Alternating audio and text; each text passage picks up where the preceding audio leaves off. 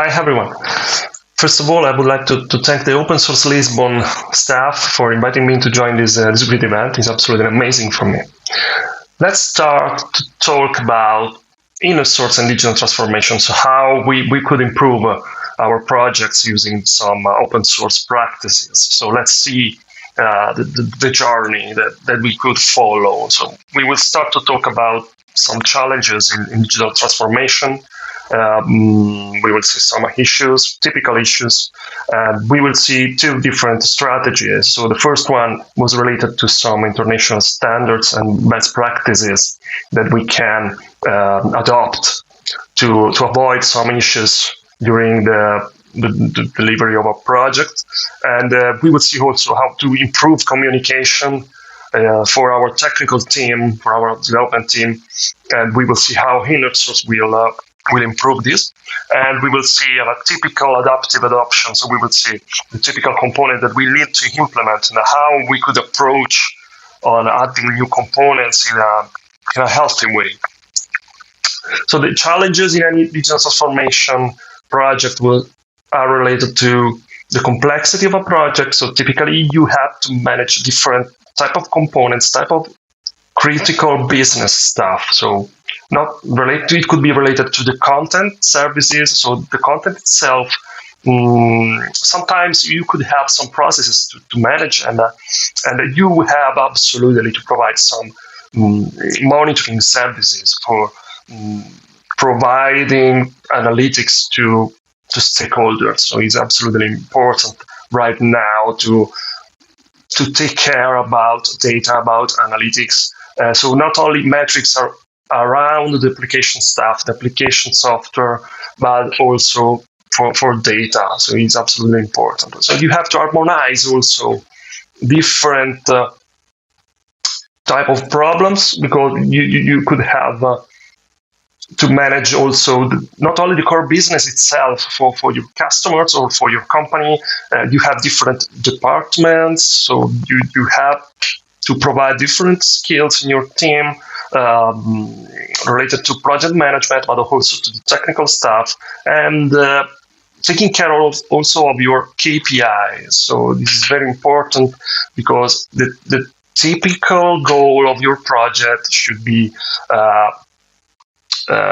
provide some kind of cost saving or trying to improve the performance of the system, because probably your legacy systems are slow, or practically it's not easy to maintain it.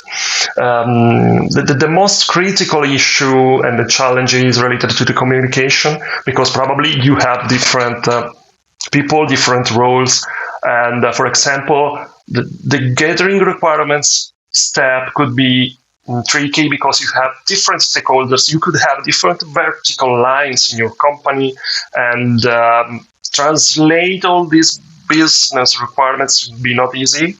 And the typical problem could be underestimate a specific set of features, or you probably you are introducing some wrong technologies for covering some needs. So this is the typical big issues. So we will see that the bigger problem here, the biggest problem is not related to technology, but probably in communication. So that's how probably the inner sourcing your company could be the right choice for avoiding any wrong technical decision and the wrong issues and strange issues about communication. So that's absolutely you could improve all this part. So we'll take some examples from the open source ecosystem. So the open source ecosystem could be absolutely aligned with any digital transformation purpose, because you have a vision, and typically your company, your project, your vision is your business, because you will define some KPIs, some metrics that you want to achieve. So in the open source project, any open source project has a vision, and you have different release strategies, and you probably you could have the same in your project, because you want to cover some set of features, some set of functionalities on different releases. So it's absolutely similar. And in the open source ecosystem, you have to resolve conflicts, and at the same time you have to keep healthy the project. So practically, you have a team, and in the same way you have in your company, and you have different roles. You have someone that could take care about my management of the project, other are developers, and you have different deliverables, so different release artifacts, and it could be the same for your project. So the open source ecosystem has a huge experience in managing all these problems, about mitigating also any conflicts, any issues, personally, in terms of person, and in terms of resolving issues around the project. So it's absolutely similar.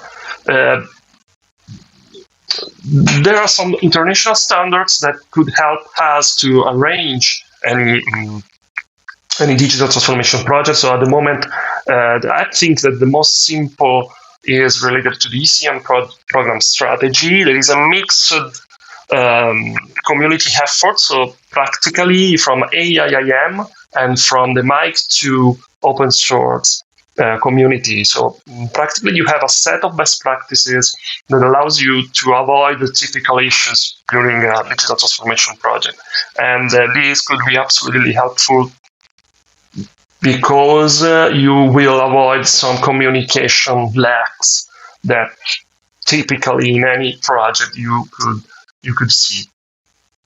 And we will see that this adaptive approach is absolutely near the InnerSource approach, because the InnerSource is most related to the technical stuff, but it's absolutely a complementary methodology. We have 6 steps for the ECM program strategy. So let's start to talk about the first one. So we have the management participation. So typically, if you have to create a new project, you have to take some KPIs and metrics. You have to decide all these first requirement, the high-level requirement, with taking care also of how the organization will change in the future, and taking care of the business, so your core business or for your customer, and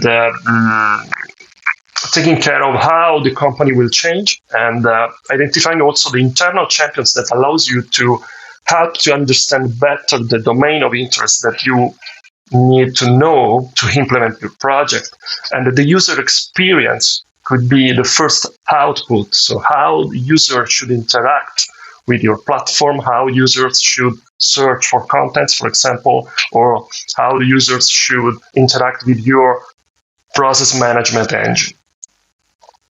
The second step should interview your stakeholders. So try to arrange some views, stakeholder views, or at least a main set of questions that allows you to understand which requirements could be horizontally could bring some horizontal benefit for each vertical, for each stakeholders, and then try to keep a specific knowledge for each stakeholder. So at the same time, so try to arrange some kind of metrics with stakeholders and the overall platform, because probably you could have some requirements that could be common for all the stakeholders of the company. An initial gap analysis can help also between the old platform, the legacy platform, or legacy systems that you have currently in the company and the new one. So it's absolutely helpful. The other step, the next step is related to the technologies. The first assessment for technologies is very important. You have to identify all the integrations, for example, that are the most critical part in the project, because probably a lot of effort should be invested to create integrations among different systems. You can arrange the architecture. You can identify all the platforms that you need. If you need a content services platform or a BPM platform, or if you need some middleware to transform contents, or have a different interaction between software, and you could have different content lifecycle also for each stakeholder. That is normal to have, but you have to take care from the beginning. So trying to take care about this from the beginning, and at the same time with the migration purpose, because if you have to migrate data, content, or any type of assets, probably the content lifecycle is something very, very close to the migration in terms of task, I mean. And the information management task is very important, and the UX. So try to understand immediately for each department, for each user population, you could have the right user experience, because many projects fail not for technology errors or for the wrong technology, but often the failure of a project is related to the UX, so the user experience. So not the technology is just a detail. So that's why during the last years, the best practices and documentation and communication now are probably the hot topic, because we have a huge amount of technology breaks. And the main problem is not related to the technologies, but choose the right technology breaks and the right interaction pattern with your users. So that's the hot topic now. So from the development purpose, you could approach with a POC-oriented approach. So it means that you could have different sprints with an agile methodology, for example, and this is very, very useful because it's very tricky to get a project and try to implement all the requirements in just one time. It could be absolutely impossible. So typically, it's very useful to approach an incremental development of the project, because if you have different departments, probably you could start from the most critical one and then proceed with the others. It could be very, very useful. In terms of development, you have different tasks. So the extension for each platforms. If you have a content services, you have to extend the content services platform for importing the contracts and the images, videos, and so on. You have to create the integrations and so on. So it's absolutely, the development step is huge, but again, you could approach it iteratively. So it's absolutely useful. For any question, please use our chat, and at the end of this session, we will reply to all your questions. Absolutely. So don't worry for any questions. We will cover any doubts that you could have during the session.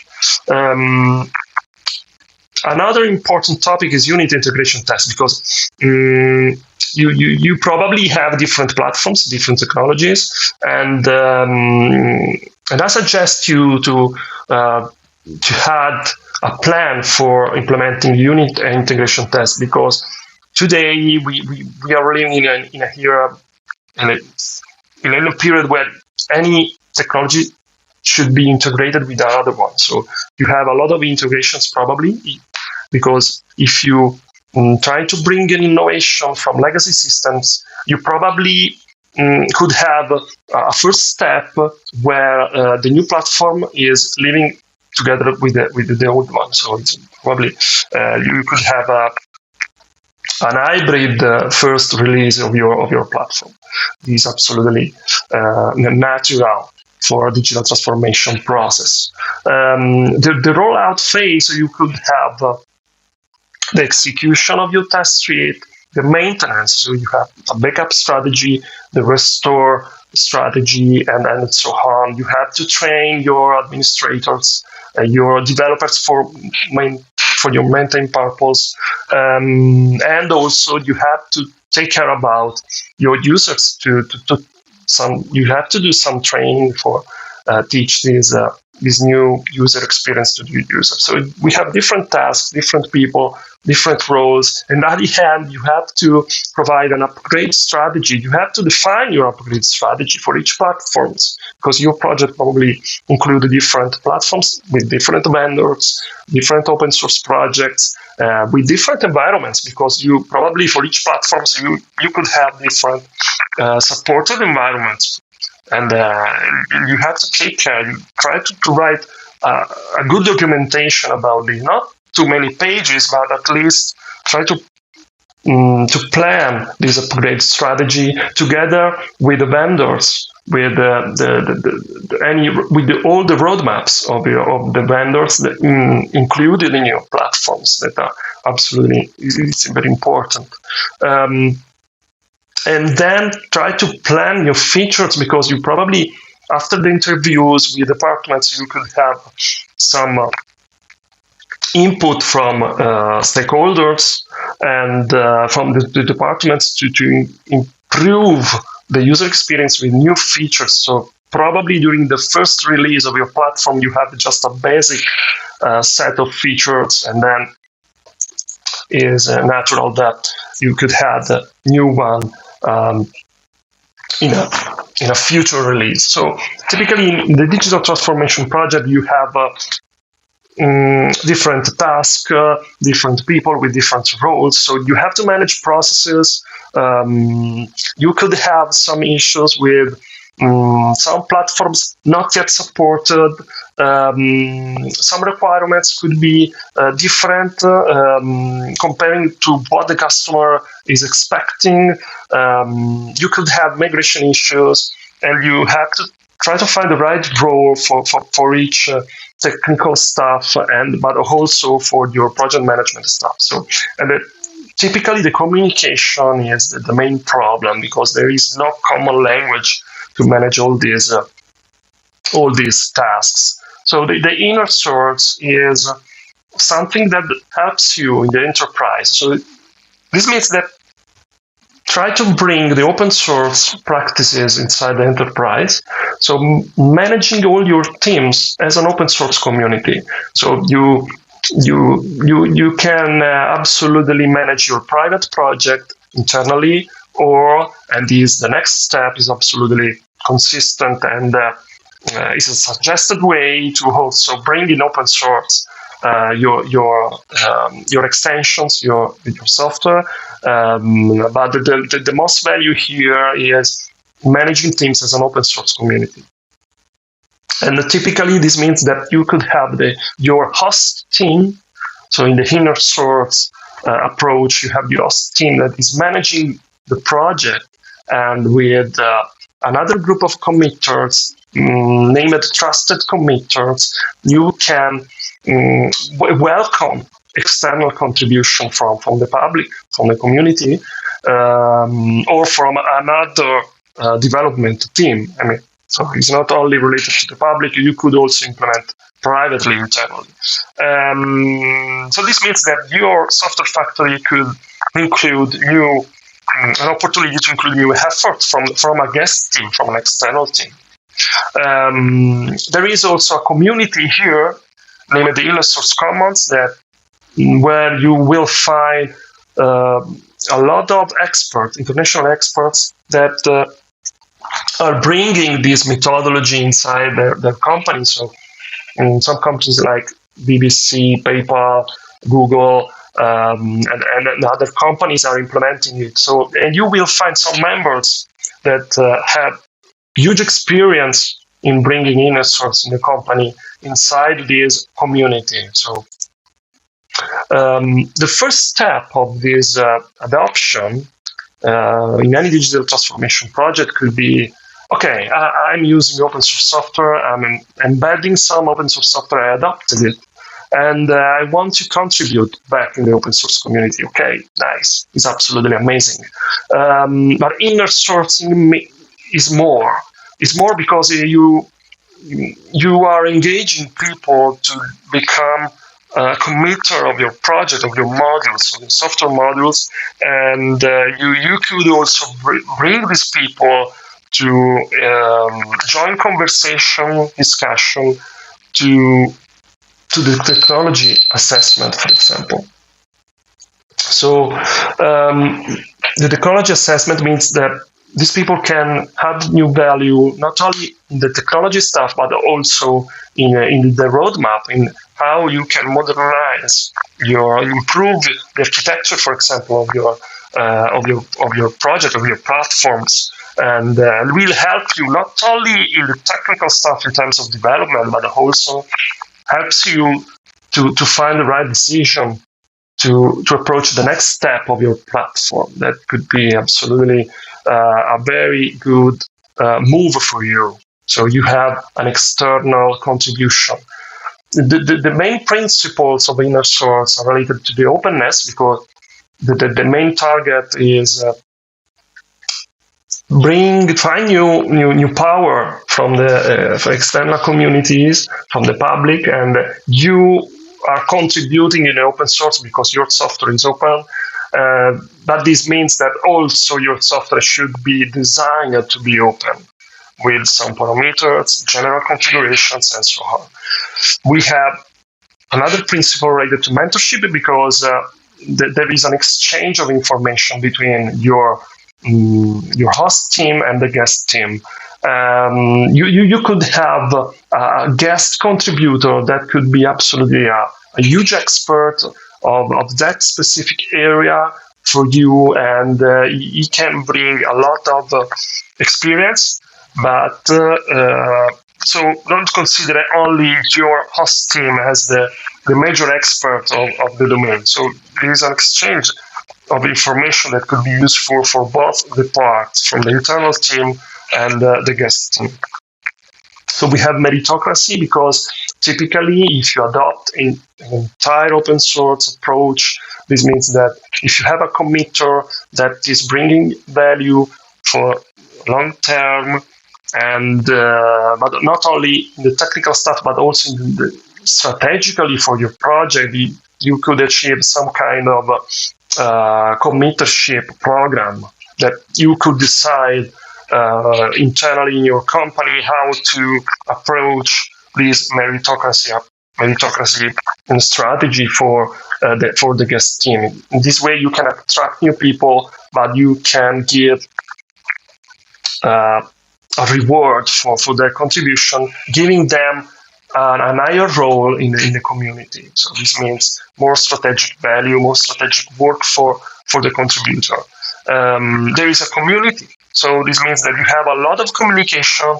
You typically could have different channels for exchanging communication, from an IRC, a wiki, a forum for users and for developers. And we have transparency, because every single decision should be taken only on open channels, for example, in a mailing list or in any public channel, for example, a chat. And we have voluntary code contribution, because these people are bringing you value as a volunteer. It is absolutely very important, because you could receive a pure contribution without any goal behind this act. This is absolutely important. So the benefit could be a high quality of your software. Anyone can contribute, because if your project is in open source, is public, is an open source project, you could receive contribution from any part of the work. Any change for any drastic change for your platform will be absolutely planned and with a huge contribution from not only your host team but an external team, and you have a scalable development team. So this means that you have more people that is working for this software, and the work is done with more satisfaction. The job satisfaction is absolutely higher for any contributor, and you don't need to escalate anymore. So if you have any escalation between your development teams, probably the escalation, if you adopt these practices in the right way, the escalation will disappear in the long term. So what you need to adopt the InnerSource, we have two different aspects. We have the behavioral aspect in yellow, and we have the technical aspects that you need in blue. You have to bring in your company a cultural change. So be open. So this means that every software module that you are implementing should be generic modules that could be good and useful also for the public. So you have to design your software in a different way. You have to share your vision, your roadmap, your progress, and how you want to approach the project itself.